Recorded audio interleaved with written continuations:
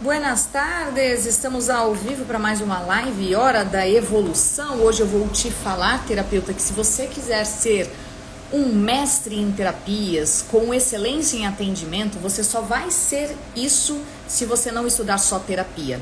É só sobre isso que vamos falar hoje. Preparei este conteúdo com muito carinho para você que vem aqui todas as terças e todas as quintas-feiras na live Hora da Evolução, sempre às 12h12. E é sobre isso que eu quero falar, ó. E eu tanto preparei, é tão importante esse tema aqui, que eu realmente preparei um conteúdo mais aprofundado para te trazer aqui. Então toda vez que eu olhar aqui para outra tela, é que eu tô pegando uma colinha, porque eu não quero deixar passar nada sobre esse assunto. Mas, Paula, como assim? Como assim um bom terapeuta, um mestre em terapias, um terapeuta de excelência, ele não é o terapeuta que estuda só terapias? Bom, você já sentiu aqui que ainda falta alguma coisa na sua prática clínica? Que alguns terapeutas, eles trazem para você algumas questões, alguns assuntos, algumas queixas que vão muito além daquilo que você aprende nas suas formações, né? Você já passou por isso? Um cliente, de repente, sei lá, ele traz uma queixa, você aplica uma técnica, mas aquilo que você aplicou, que você estudou dentro de todas as abordagens ali que você aprendeu, não é suficiente, não resolve, né? Ou de repente você vê um outro terapeuta que ele tem resultados incríveis ali, você fala assim, cara, o que esse terapeuta tem que eu não tenho? O que esse terapeuta faz que eu ainda não faço dentro da minha prática clínica? E a verdade sobre isso é que bons terapeutas, eles não estudam só e somente só e apenas terapia. Bons terapeutas saem dessa bolha técnica, extrapolam o conteúdo das abordagens, vão além da psicoterapia. E se você é um terapeuta que só estuda terapias, tome muito cuidado, você está limitado. Você é, como eu sempre costumo dizer aqui, um terapeuta amputado. Por quê? O ser humano, ele não é só emocional, o ser humano, ele não é só biológico, só financeiro, só espiritual. Se você entende isso, você vai começando a juntar as peças desse quebra-cabeça, né, que são fundamentais sobre o sofrimento humano, e é por isso que a gente vai falar sobre isso hoje. A gente vai extrapolar o campo do nosso estudo, ok? Bora lá, você quer ser esse terapeuta? Então vamos lá, Cristina, boa tarde, né? Galera que vem chegando aí, boa tarde todo mundo que chegou, né? Então, terapeutas incríveis não são aqueles que estudam milhares de técnicas, e sim aqueles que sabem interpretar as queixas e os problemas e o sofrimento humano de uma forma mais ampla, com uma visão mais ampla. Enquanto muitos ficam ali presos a um único olhar, os outros, eles extrapolam esse olhar e entregam um resultado, uma abordagem, um olhar, né, um atendimento de uma forma mais ampla, e por isso eles conseguem resultados incríveis. Então, o que eu quero fazer com essa live aqui hoje, tá? Eu quero te trazer, e talvez eu aprofunde aqui, pelo menos num 5, né, no tempo que a gente tem aqui na nossa live, e eu separei 11, tá? 11 campos de estudos que podem transformar a sua atuação e a sua prática terapêutica, se você se aprofundar nisso.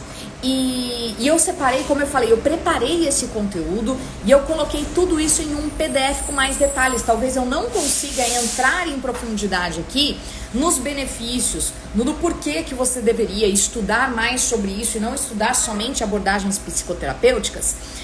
E eu entrego aí pra você, né, e te explico aqui até o final dessa live como que eu posso te passar esse conteúdo, esse PDF, esse material. Combinado? Estamos combinados? Então bora lá. Os 10 campos de estudos aí que a gente pode desenvolver ao longo desta nossa live. E o primeiro deles que eu quero trazer aqui para você, por isso que eu tô com a minha colinha, como eu falei, preparei aqui de uma forma mais bonitinha, né? Sem tanto improviso na live de hoje. O primeiro campo é a neurociência do comportamento, tá? Por que, gente? Por que estudar neurociência do comportamento? A neurociência, ela vai estudar, como o nosso cérebro funciona na sua parte material e como essas estruturas influenciam no comportamento, nas emoções, no processo cognitivo. Eu quero trazer em primeiro lugar, né, talvez porque esteja também mais evidente hoje, né, hoje em dia aqui no meu campo de estudos, porque inclusive eu estou estudando mais sobre isso, né, sempre tive uma curiosidade, já fiz alguns outros cursos ali mais, né, alguns conteúdos, consumia conteúdos sobre neurociência, especialmente sobre a neurociência do comportamento, que é a que está mais ligada ali dentro da prática clínica, né, a gente precisa entender essas bases biológicas, né, a gente tem um cérebro material, né, que não é só a subjetividade, que não é só a psique, que não é só a mente, né, que se a gente for colocar ali num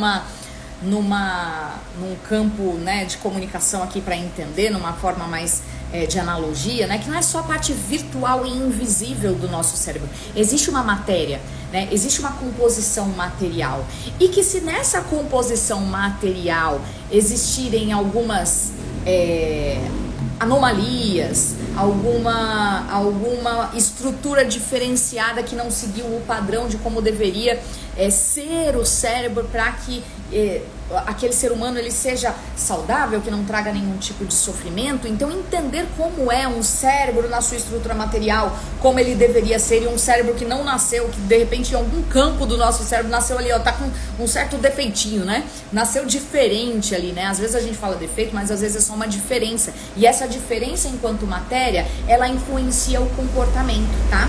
Então, para terapeutas, estudar neurociência do comportamento significa entender as bases biológicas da mente humana e como esses mecanismos, eles afetam os processos terapêuticos, tá? Então a gente está falando aqui de plasticidade neural e mudanças de comportamento. Ele pode modificar e aprender respostas, né? Isso pode ser feito por repetição, pode ser feito a partir de um trauma. Então, tudo isso vai influenciar na questão material, né? A forma como eu imprimi isso, né, ao longo da minha vida, a minha experiência, cria uma plasticidade, uma conexão neural diferente, e isso muda o comportamento. A influência do sistema límbico, das amígdalas, os neurotransmissores, terapeuta que não entende, né, do desenvolvimento ali, né, de como funcionam os neurotransmissores dentro do campo material, a dopamina, a serotonina, todos os outros neurotransmissores, o cortisol, a adrenalina, né, todas as minas, como eu costumo dizer aqui, toda a parte hormonal, todos os hormônios, como isso influencia, né, na ansiedade, na depressão, nas compulsões, nos vícios, toda a base química. Então, é de suma importância que um terapeuta ele saiba sobre isso. E isso está no campo da neurociência, tá? A neurociência da memória e do aprendizado, a forma como a gente desenvolveu isso desde criança, como isso se organizou e se armazenou no nosso cérebro. Então, isso também, né? Então, a gente tem muitas questões ali do neurodesenvolvimento da criança que vão afetar na vida adulta. Então, olha, o campo da neurociência do comportamento é de suma importância e tem que estar no campo de estudos. Foge das abordagens terapêuticas, mas está totalmente conectado, tá bom? Então, muitos terapeutas não estudam porque acham que é coisa de médico. Não, não é coisa de médico. É coisa que está totalmente ligado à sua abordagem. Quando um terapeuta ele entende o cérebro, ele não vai trabalhar no escuro. Ele não trabalha no escuro, tá? Então ele vai ter um mapa mais claro ali de como, inclusive, o que eu estou fazendo na minha prática, como isso funciona no cérebro do meu cliente, né? E essa visão vai te transformar aí num mestre. Agora, Falei do primeiro campo, vou trazer o segundo. Esse é um outro campo que eu também fui me aprofundar e buscar, e eu quis entender, eu quis conhecer. No início da minha prática clínica na terapia, eu achava que nem tinha, sabe, eu nem considerava.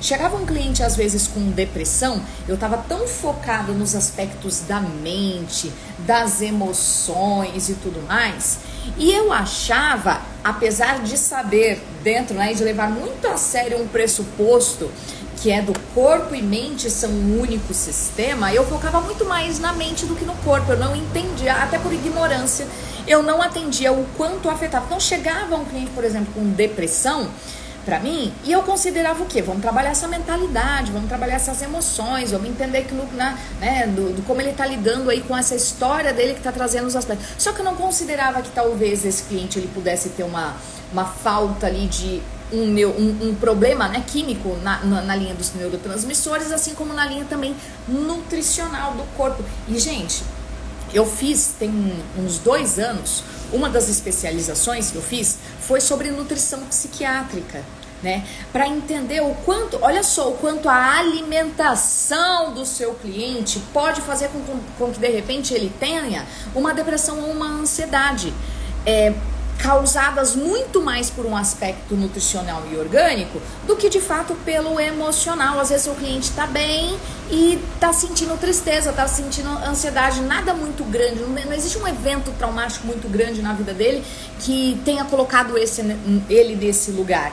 E, gente, olha só, eu fui na busca desse conhecimento por causa própria, né? Não só porque eu queria entregar um melhor conhecimento para os meus clientes, mas porque eu sofria de algumas coisas que apenas as abordagens terapêuticas não me davam resposta em melhora. Eu sou uma pessoa, né, que eu sou uma paciente, né, bariátrica, como se costuma falar, de redução do estômago, com uma deficiência nutricional, com uma deficiência na absorção também nutricional, e eu fui percebendo algumas coisas estranhas acontecendo comigo, não só no corpo, mas dos impactos disso na mente. Não por acaso, por exemplo, pacientes bariátricos, existem pesquisas já sobre isso que mostram índice de aumento de depressão, índice de aumento de suicídio, índice de aumento de vários transtornos que foram potencializados após a deficiência nutricional de uma cirurgia bariátrica.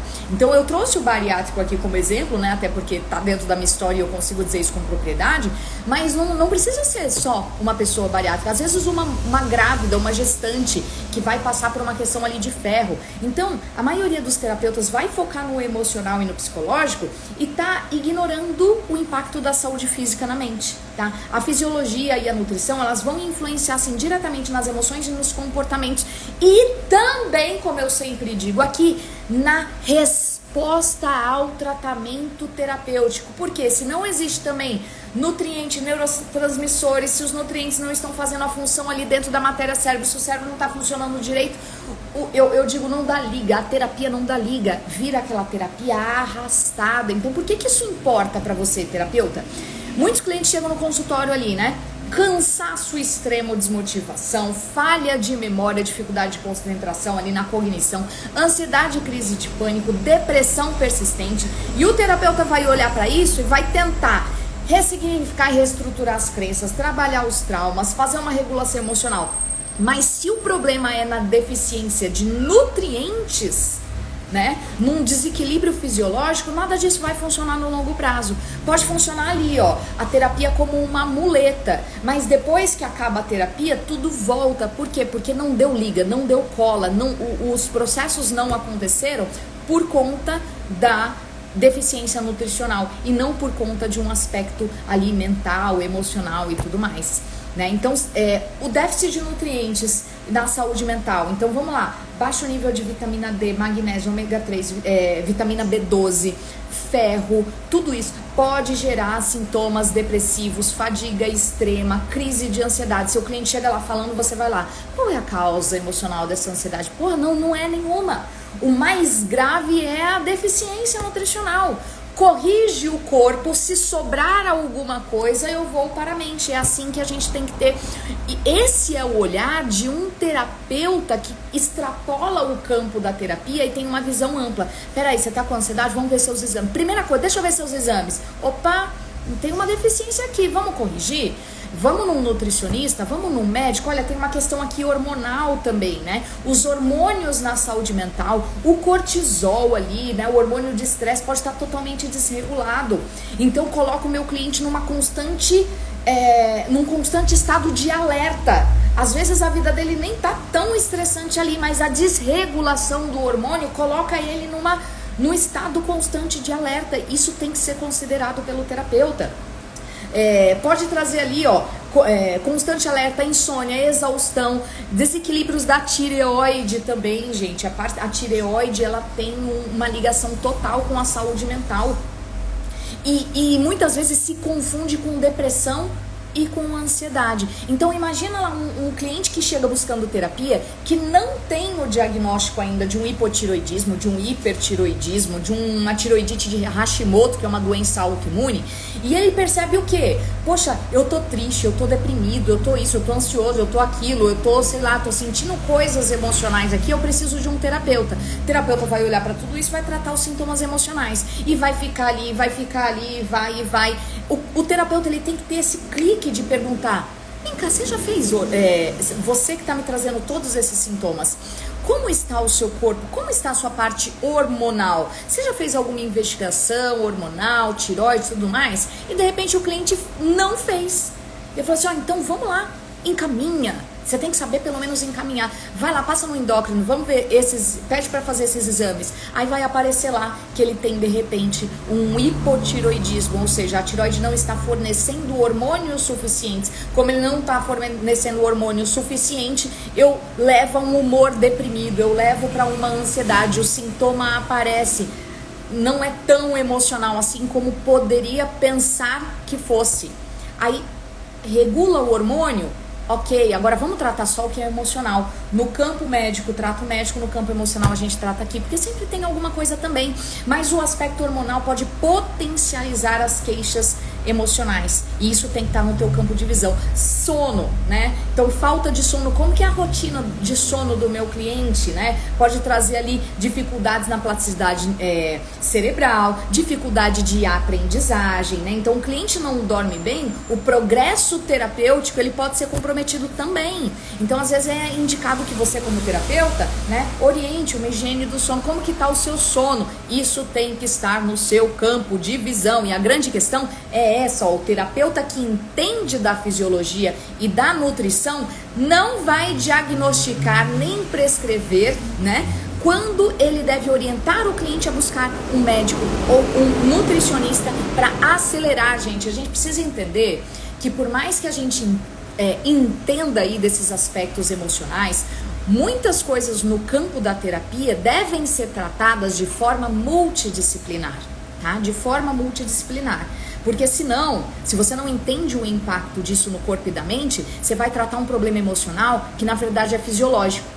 E o seu cliente nunca vai ter o resultado completo que ele deveria ter, né? Que você, como terapeuta, que deve ser mestre no entendimento disso, extrapolando o campo do estudo dentro da prática clínica da psicoterapia, estude outras áreas, tá? Então, falei aqui de neurociência do comportamento, falei aqui de nutrição para a saúde mental, fisiologia e nutrição. O terceiro campo de estudo, né, que eu quero trazer para você aqui: filosofia e ética.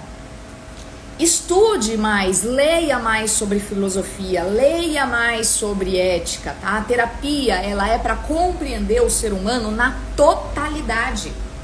Não tem como a gente fazer um entendimento, né, do meu cliente se eu não fizer um entendimento filosófico e ético profundo também.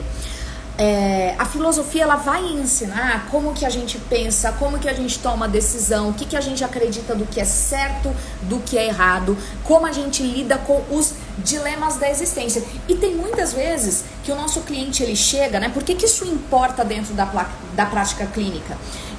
Muitos clientes vão trazer questões existenciais para terapia. Nossa, qual que é o propósito da minha vida, né? Por que eu sinto esse vazio em mim, mesmo quando eu conquisto tudo? Eu tenho a família perfeita, eu tenho dinheiro, eu tenho saúde, eu tenho tudo, mas o vazio permanece, parece que nada me preenche. Como que eu lido com a culpa, com o arrependimento? O que é ser feliz, né? Gente, Isso aí é do ser humano filosofar em cima desses assuntos. Então o terapeuta, quando ele tem bases filosóficas, e existe inclusive a filosofia clínica, né, como um campo mesmo de estudo dentro da nossa prática.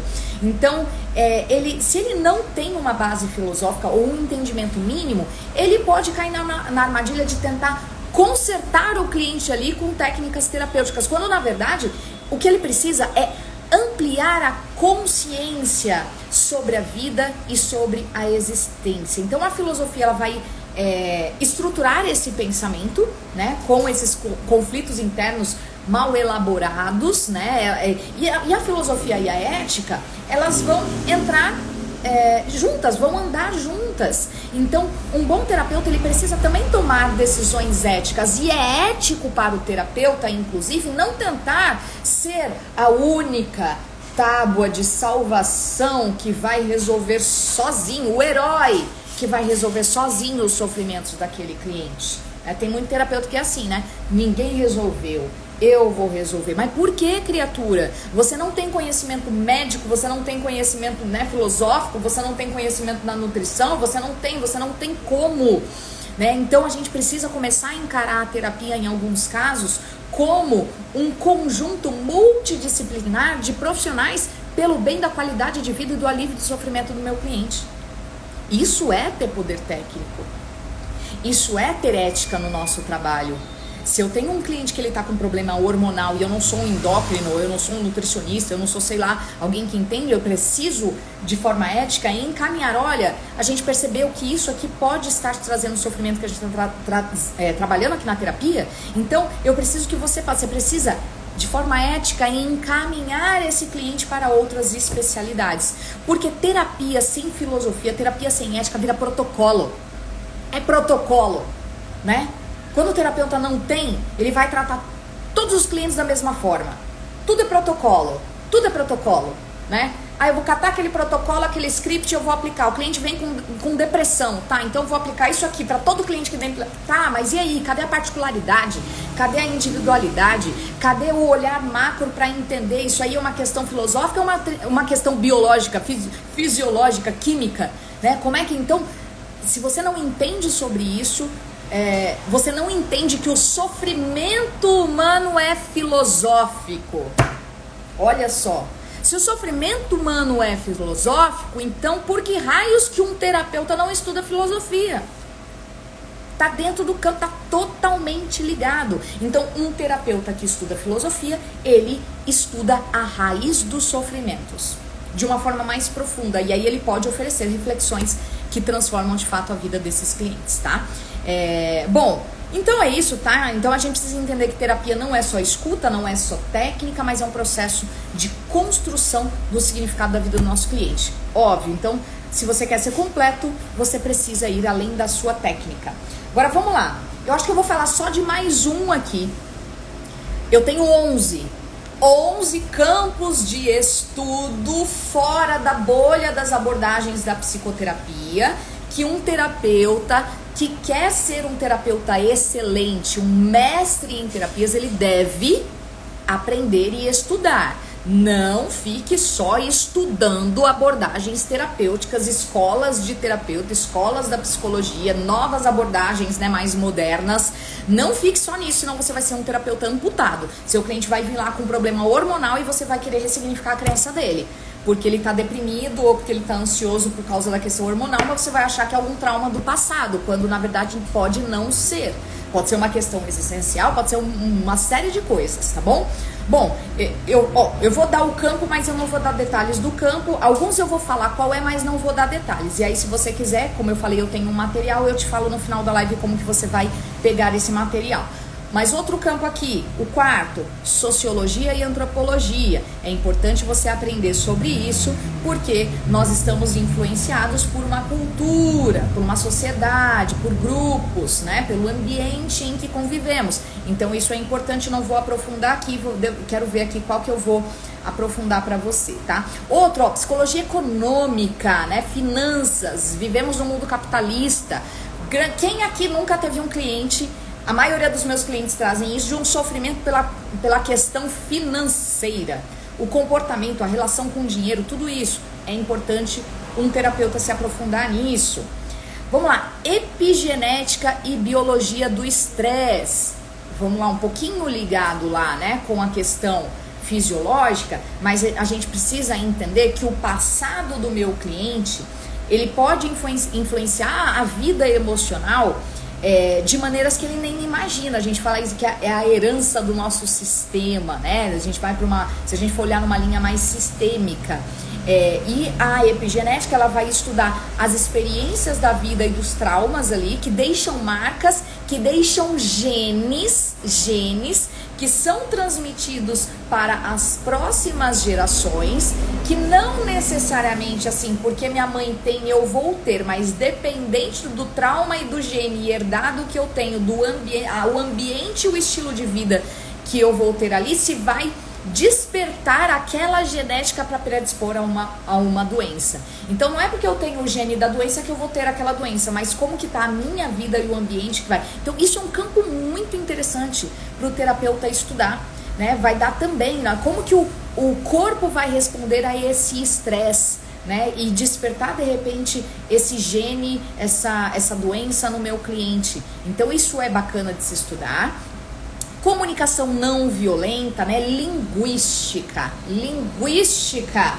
Esse eu quero aprofundar. Não só no campo da comunicação não violenta, né? Que é a CNV, mas também na linguística. E uma das técnicas, né, terapêuticas que eu acho muito bacana de você estudar, porque traz a linguística dentro da abordagem, é a PNL, né? A PNL é programação neurolinguística, os programas, a neurologia e a linguística, a comunicação que ajuda na formulação ali de um protocolo que eu estou aplicando no meu cliente, né? Numa mudança de estrutura pela comunicação, ou captar na comunicação aquilo que o cliente não diz. Então, quando a gente ensina, né? Então, vamos lá, a forma como uma pessoa se comunica define a qualidade dos relacionamentos dela, define a saúde emocional dela. Então, um terapeuta que domina não só a comunicação não violenta, mas também a linguística, ela vai poder ajudar o seu cliente a evitar conflito, a expressar as suas necessidades. Gente, a gente nunca viveu uma era com uma pobreza linguística tão grande. Basta olhar para os jovens e para os adolescentes, e o mundo, nessa nossa vida moderna, tudo favorece essa pobreza de recurso linguístico. A gente se comunica no WhatsApp com emoji, ninguém mais escreve, é tudo abreviado, VC, KD, tudo, né, VC, KD, tipo, cadê você, né, a palavra cadê virou cadê, o você virou VC, e assim, a nossa geração já foi, né, com a vinda da internet, já foi sendo educada dessa forma. Algumas dessas siglas nós jovens senhores até entendemos, mas eu pego o celular da minha filha de 16 anos, às vezes até, né, para supervisionar ali e ver alguma coisa, ou ela me manda uma mensagem ali, eu falo, ô filha, o que é isso? É tipo TMB, sei lá, VC não sei o que lá, TMJ, e eu, o que você quer dizer com isso? Eu falei assim, o que significa isso? Isso eu tô falando na linguagem escrita. E na linguagem falada? Pega um jovem, para você como terapeuta, vai num lugar que tenha muito jovem, fica do lado dele, campo de estudo, hein, exercício pra você, fica do lado desses jovens ali, um grupinho de jovens conversando, tenta entender o que eles falam. Ninguém entende porra nenhuma. E existe uma dificuldade, inclusive, deles articularem o pensamento e a comunicação. Eles não conseguem. Existe uma deficiência muito grande. Então, imagina isso impactando nas relações. Eu não consigo nomear o que eu sinto, eu não consigo falar, eu não consigo expressar. Se para as gerações mais antigas já era difícil expressar sentimentos, emoções, ou o que está pensando, o que está sentindo, ou até argumentar com alguém, porque, poxa, alguém está fazendo uma coisa que eu não gosto, então deixa eu conversar, a dificuldade da conversa. Então, um terapeuta que ele estuda sobre isso, ele vai conseguir ajudar. Muitas pessoas sofrem por não conseguirem se expressar. Me sinto ignorado, ninguém me entende, eu acabo explodindo, depois eu me arrependo, né? O problema às vezes não é a falta de razão, mas a falta na habilidade da comunicação. né? Então, as nossas palavras, elas vão criando realidades, né? A gente precisa entender isso. Palavras criam realidades, tá? Então, a qualidade da linguagem de uma pessoa, ela vai afetar a percepção do mundo e as emoções dela. Então, é de extrema importância o terapeuta saber disso. Os relacionamentos melhoram quando a comunicação melhora. Às vezes a pessoa está com um problema no relacionamento conjugal, relacionamento com os filhos, relacionamento com os pais. Quando você vai ver, é uma pessoa que não consegue expressar, que não consegue falar de forma clara ou de forma empática.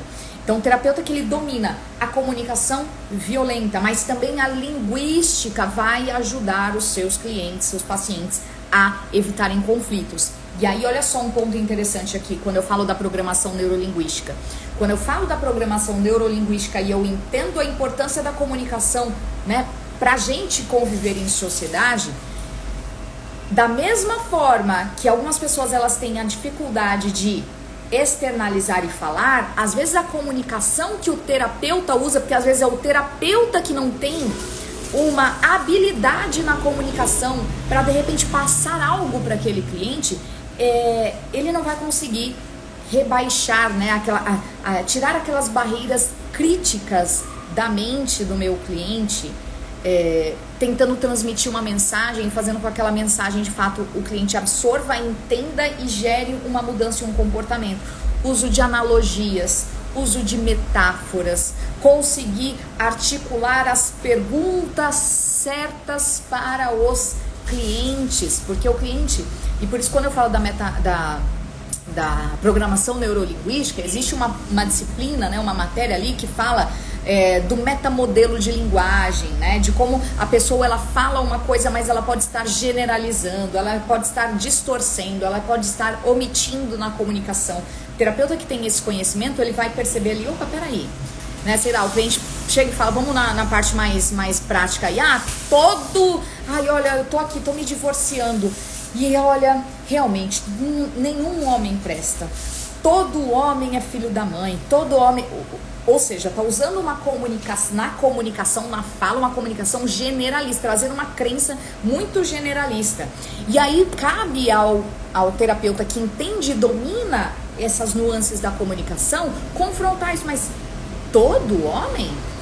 Todo, assim, todo mesmo, todo homem, de cabo a rabo, da Ásia aqui a América Latina, todo, mas não tem um. Aí a pessoa fala, ai, nossa, é mesmo.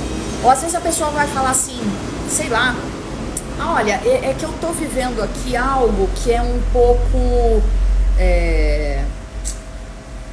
eu gostaria de sabe, eu quero ter mais sucesso. Vamos lá, vamos no sucesso. Eu gostaria de ter mais sucesso. Se eu não tenho domínio e entendimento da comunicação e o meu cliente expressou sucesso, mas não me disse o que é sucesso, eu preciso... Sucesso é um conceito, mas é um conceito às vezes um pouco subjetivo. Então, na minha comunicação enquanto terapeuta, eu preciso desengravidar a palavra sucesso do meu terapeuta para entender o que de fato ele quer, né? Então, mas me explica aqui melhor, sucesso, o que exatamente é sucesso para você? Da mesma forma, quando a pessoa fala, eu gostaria muito de ser reconhecida, tá, mas dentro do reconhecimento, me explica mais, o que você gostaria que você faça e como você se sentiria reconhecida a partir de uma fala ou de um comportamento de alguém que você está esperando reconhecimento. Então, olha a importância da comunicação, não só para o cliente, mas para o terapeuta, tá? Então, aprofundei nesse aqui. Outro campo, gente, espiritualidade e ciência da consciência. Um terapeuta, ele precisa entender, nem toda dor é emocional. Nem toda dor emocional, ela pode ser resolvida no raciocínio lógico ou nas técnicas terapêuticas. Muitas pessoas estão buscando um sentido na vida e elas vão transcender a espiritualidade, isso. É isso, né? É transcender esse mundo material, o que está além de tudo isso, tá? O estudo das religiões também, tudo isso ligado à espiritualidade. Então, é importante. Outro campo aqui, ó, história e política, tá? A gente vive, né? Qual que é a nossa história? O que faz com que a psicologia tenha evoluído dentro de um aspecto histórico, coletivo? Quais são os marcos ali, né? Vamos pegar um ponto histórico que pegou o mundo inteiro, né? Quando entrou a pandemia, gente.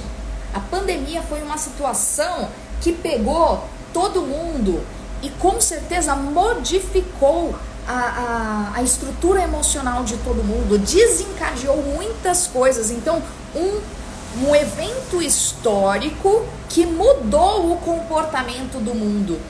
Entende? Então, às vezes a gente parar para estudar um pouco da história e também da política, da evolução política, de como nós vivemos numa sociedade, né? Como que isso se dá, como que a economia se dá. Então, quando a gente entende o terapeuta, entendendo esse impacto da sociedade no indivíduo, nem sempre um cliente está deprimido por questões internas. Às vezes os fatores externos e ambiente, né? O ambiente, tudo isso tá dando para ele uma falta de perspectiva, a desigualdade, né? Um ambiente que é social opressor. Se a gente pegar de repente um país ali que tem uma grande opressão, tá vivendo uma crise enorme política, isso impacta na saúde mental, né, de um indivíduo, tá? Então o terapeuta que ele entende dos aspectos históricos e políticos, ele vai conseguir enxergar também o sofrimento dos clientes, além de um nível individual, mas abordando aspectos sociais e coletivos e culturais e regionais aí que impactam na saúde mental, tá bom? Vou trazer um outro campo, mas não vou aprofundar esse também, né? O comportamento humano no digital. Gente, vida moderna, tá todo mundo no digital, tudo tá se acelerando, é inteligência artificial. Hoje em dia existe, né? Tudo acontece tanto no mundo físico quanto no mundo digital. É rede social, é muita exposição à tela, é muita exposição à tecnologia. E isso mudou completamente a forma com que as pessoas raciocinam, sentem, vivem, pensam, tá? Então por que é importante a gente entrar nesse campo de estudo? Porque rede social afeta a autoestima, afeta o bem-estar, vícios digitais, é joguinho, é tela demais, né? Essa relação humana, como foi transformada, onde a gente não tem tão mais um contato físico ali de sentar, antes todo mundo se reunia, sentava, agora às vezes as pessoas entram no Zoom e a reunião online, né? Então essa mudança, o terapeuta que ele estuda o comportamento humano no digital, ele vai compreender os desafios dessa vida moderna também, né? E ele vai poder ajudar os clientes a ter uma relação mais saudável com tudo isso, as crianças com as telas e tudo mais. Por último, né? Porque essa live hoje ficou longa, hein? E olha só, eu aprofundei aqui 5 desses campos, 5, como eu disse aqui, vamos ver, o que eu aprofundei aqui hoje? Foi neurociência do comportamento, neurociência, fisiologia e nutrição, filosofia e ética, falei um pouquinho de sociologia, falei um pouquinho de psicologia econômica e finanças comportamentais, falei um pouquinho da epigenética, da espiritualidade, da ciência da consciência, da história e da política, do comportamento humano do digital, e quero deixar uma última aqui, né, bônus aí pra você, que entra no campo também um pouco mais de corpo e tal, mas no campo mais médico, né, no campo da medicina, que deixa eu pegar aqui para passar para vocês, a psiquiatria e a farmacologia, tá? Psiquiatria e farmacologia. Um terapeuta que ele estuda a psiquiatria de uma forma mais profunda, ainda que não seja médico, e estuda a farmacologia. Paula, o que é a farmacologia?